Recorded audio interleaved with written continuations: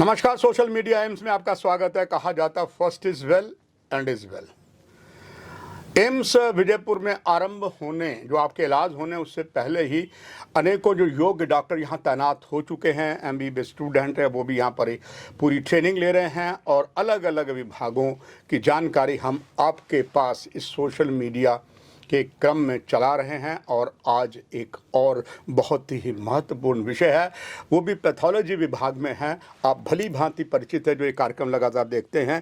इससे पहले भी हमने assistant professor doctor Ishani Gupta, जो इसी पैथोलॉजी विभाग की है, उनसे एक बहुत बड़ी जानकारी ली थी आपके लिए, अनीमिया के लिए। अब उसी विभाग की आज हमारे पास हैं डॉक्टर रितिका मेनिया। आप भी पैथोलॉजी विभाग में हैं, आप भी असिस्टेंट प्रोफेसर हैं, मगर आपको बताएंगी इस वक्त जो घातक बीमारी मलेरिया चली। डॉक्टर साहब का स्वागत है। धन्यवाद। वाकई पैथोलॉजी बहुत बड़ा डॉक्टर साहब डिपार्टमेंट है, अलग अलग इसमें जैसे बताया। अब जानकारी ये लेना चाहिए, मलेरिया जो है सबसे पहले आप ही टेस्ट करते हैं। डॉक्टर साहब, ये मलेरिया क्या है और ये कैसे होता है, दर्शक ये जानना चाहेंगे। जी, मलेरिया बहुत ही पॉपुलर बीमारी है, बट बहुत से लोगों को कुछ गलत फहमियाँ भी हैं इस बीमारी के बारे में। मलेरिया एक ऐसी बीमारी है जो कि इन्फेक्टेड फीमेल एनोफिलस नाम की एक मच्छर होते हैं, जिसके काटने के कारण एक हेल्दी व्यक्ति को ये ट्रांसमिट हो जाती है। जब ये इन्फेक्टेड मॉस्किटो या फिर मच्छर जो है एक नॉर्मल हेल्दी ह्यूमन बींग को बाइट करता है, तो वो अपने थूक या सलाइवा के द्वारा कुछ अपने पैरासाइट, जिसको हम कुछ जीवाणु कहते हैं, वो एक हेल्दी व्यक्ति के अंदर ट्रांसफ़र कर देता है, जिसके द्वारा वो जीवाणु जो हैं वो सर्कुलेट होते हैं, बड़े ज़्यादा नंबर में बढ़ जाते हैं उसकी शरीर के अंदर और बहुत सारे शरीर के भागों में वो जाते हैं, जिसके कारण कि जो मलेरिया का है हमारे सामने ये बीमारी प्रकट हो जाती है। तो मलेरिया जो है बेसिकली, जब हमने बताया कि ये एक पैरासाइट के कारण है जो कि एक एनोफिलस नाम के मॉस्किटो के अंदर रहते हैं, तो ये पैरासाइट बेसिकली 4 किस्म के होते हैं, जैसे कि plasmodium ovale, plasmodium malariae, plasmodium falciparum और प्लाज्मोडियम वाइवैक्स। और प्लाज्मोडियम मलेरी जो है वो एक प्लाज्मोडियम वाइवैक्स जो हमारे जम्मू में बहुत ज़्यादा जिसकी संख्या यहाँ पर पाई जाती है। बाकी जो बहुत सी ऐसी जगहें हैं जम्मू के अलावा हमारे देश में और बाहर के मुल्कों में भी, जहां पर मलेरिया के ये पैरासाइट्स बहुत ज़्यादा प्रचलित मिलते हैं, जैसे कि सब सहारन कंट्रीज़ हो जाती हैं। हमारे इंडिया में नॉर्थ ईस्टर्न स्टेट्स जैसे हैं, छत्तीसगढ़ हो गया, राजस्थान हो गया, और जम्मू कश्मीर के कुछ डेंसली फॉरेस्ट वाले एरियाज़ जो हैं, वहाँ पर ये बीमारी जो मलेरिया की ही बहुत ज़्यादा पाई जाती है। डॉक्टर रितिका मेनिया जी, इसके लक्षण जो हैं आम को हो, परिवारजनों को लक्षण, इसके सिम्टम कैसे नज़र आते हैं? जी, जो मलेरिया जब किसी व्यक्ति जो भी मलेरिया से इन्फेक्टेड होता है, उसको सबसे जो कॉमन सिम्टम दिखाई देता है वो है बुखार के साथ सर्दी लगना, कंपकपी होना, शरीर में दर्दें होना, जोड़ों में दर्दें होना, सर दर्द होना। इसके अलावा उसको उल्टियाँ वगैरह भी जो हैं ये आ सकती हैं।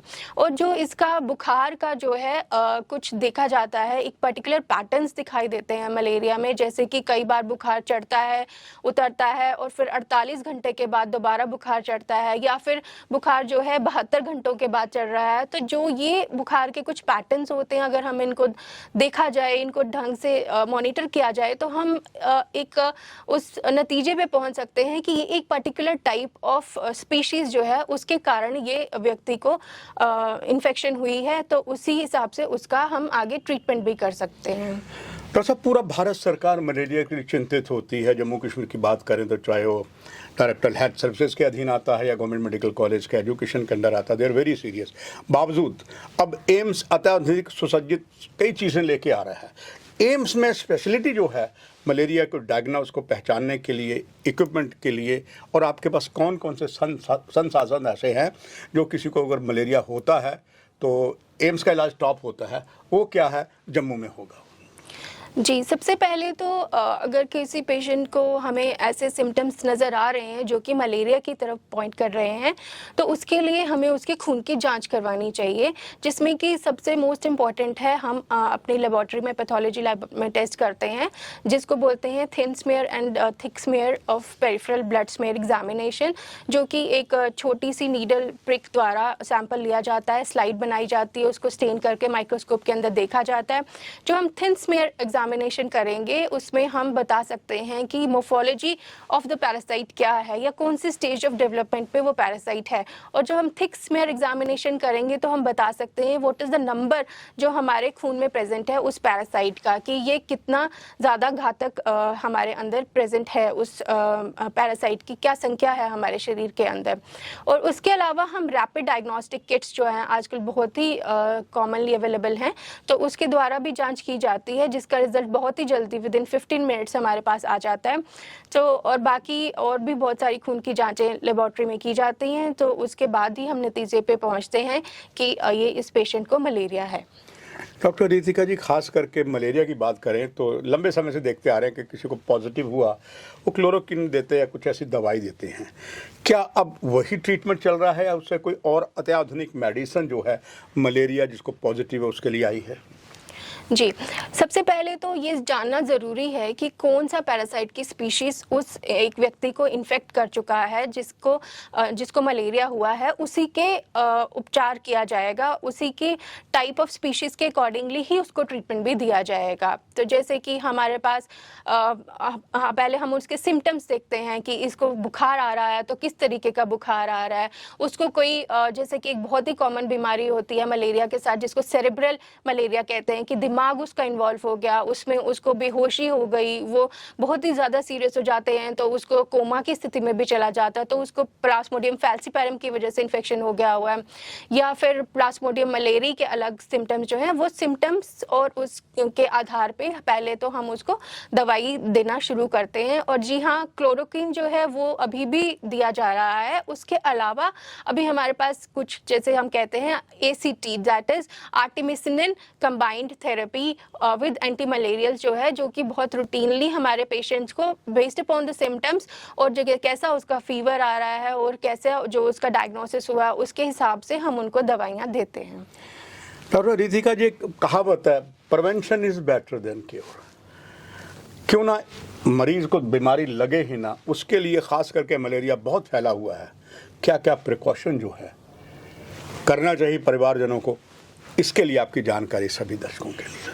जी, ये बहुत ही इम्पॉर्टेंट है कि हम प्रिवेंशन ही कर लें ताकि हमें ट्रीटमेंट की ज़रूरत ही ना पड़े।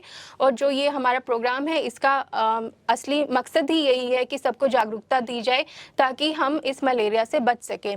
अब जैसे आजकल का मॉनसून सीज़न चल रहा है, तो ये देखा जाता है कि मलेरिया के मच्छर जो है खुश्क और पानी के इलाकों में बहुत जल्दी पनपने लग पड़ते हैं। तो हमने उनको ऐसा जगह ही नहीं देनी है, पानी आसपास के इलाकों में खड़ा होने ही नहीं देना है ताकि वो मच्छर अपना वहाँ पर ब्रीडिंग प्लेसेस बना लें। उनके ऊपर कहा जाता है कि बहुत ही इजीली अवेलेबल, जो घर पे अगर आसपास पानी इकट्ठा है, हम उसको नहीं भगा पा रहे हैं, कम नहीं कर पा रहे हैं, तो उनके ऊपर ऑयल गिरा सकते हैं ताकि वो मच्छर जो है उसके ऊपर इकट्ठा ना हो पाए। दूसरा जो बहुत हमने अवॉइड करना है कि ये मलेरिया के मच्छर शाम को, रात को बहुत ज़्यादा दिखाई देते हैं, बहुत ज़्यादा एक्टिव रहते हैं, तो हमने अवॉइड करना है कि पार्क में जाना है रात को, या सोने से पहले बाहर कुछ लोग जो सोते हैं तो वो सिंपल जो नेट्स मिलती हैं, मॉस्किटो नेट्स, उसका उपयोग कर सकते हैं। उसके अलावा हम जो इजीली अवेलेबल मॉस्किटो रिपेलेंट्स हैं, जैसे कि ओडोमॉस है हमारा, या फिर मॉस्किटो पैचेस आते हैं आजकल, कोई ऑइंटमेंट है, वो सब यूज़ कर सकते हैं। अपने घर के अंदर भी मॉस्किटो रिपेलेंट्स हम लगा सकते हैं, जो कि जिसका काफ़ी अच्छा असर देखा जाता है। उसके अलावा कुछ स्प्रेज आते हैं जो हम घर पे यूज़ कर सकते हैं, जिससे इंसेक्टिसाइड्स वगैरह किल करते हैं। स्पेशली मॉस्किटो के लिए अलग से भी स्प्रेज आते हैं, गवर्नमेंट भी उनके लिए बहुत हेल्प कर रही है, बहुत सारी जगहों पे डिसइंफेक्ट किया जाता है। हम अपने बच्चों को स्कूलों में और ऑफिसेस में ये जानकारी बढ़ा चढ़ा के देना चाहते हैं ताकि सब अवेयर हों और इससे बचाव किया जा सके।